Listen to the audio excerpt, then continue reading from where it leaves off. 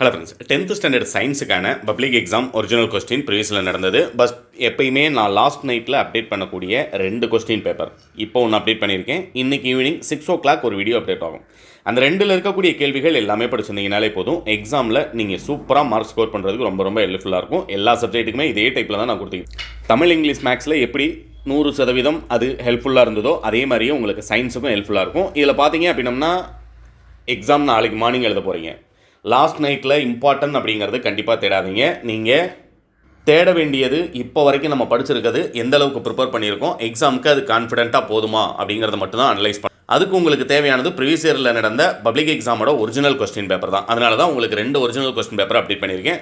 ரொம்ப நல்லாவே ப்ரிப்பேர் ஆகிருக்கீங்க.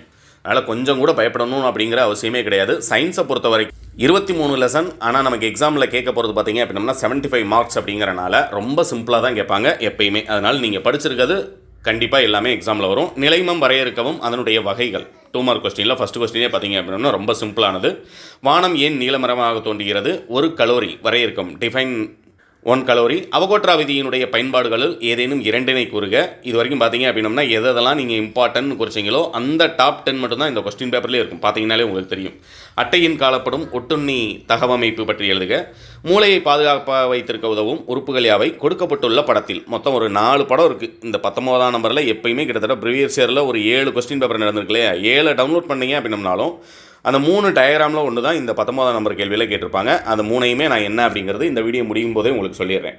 அடுத்த கீழே பார்த்தீங்கன்னா மரபு பொறியியல் வரையறுக்கவும் ஸ்ப்ரைட் என்றால் என்ன. அடுத்து கம்பல்சரி கொஸ்டின். இந்த கம்பல்சரி கொஸ்டின் 22ஆம் நம்பர்லையும் லாஸ்ட்டு உங்களுக்கு 4 மார்க் கொஸ்டின்லையும் என்னென்ன ப்ராப்ளம்ஸ் கேட்டிருக்காங்களோ இது எல்லாமே பப்ளிக் எக்ஸாமில் கேட்ட ப்ராப்ளம்ஸ் எல்லாமே வித் ஆன்சரோட இதே வீடியோவோட டிஸ்கிரிப்ஷனில் பிடிஎஃப் டவுன்லோட் லிங்க் கொடுத்துருக்கேன். டைரக்ட் டிரைவ் லிங்காகவே கொடுத்துருக்கேன். அதை ஒரு தடவை டவுன்லோட் பண்ணிடுங்க.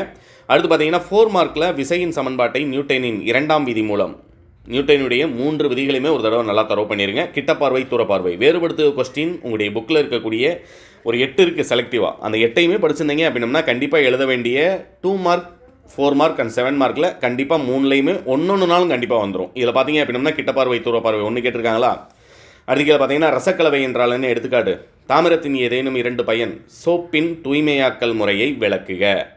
அதுக்கு கீழே மலரும் தாவரங்களில் காணப்படும் 3 வகையான திசு தொகுப்பு. ஒளிச்சேர்க்கை பாதிக்கும் காரணி. இரத்தத்தினுடைய பணிகள்.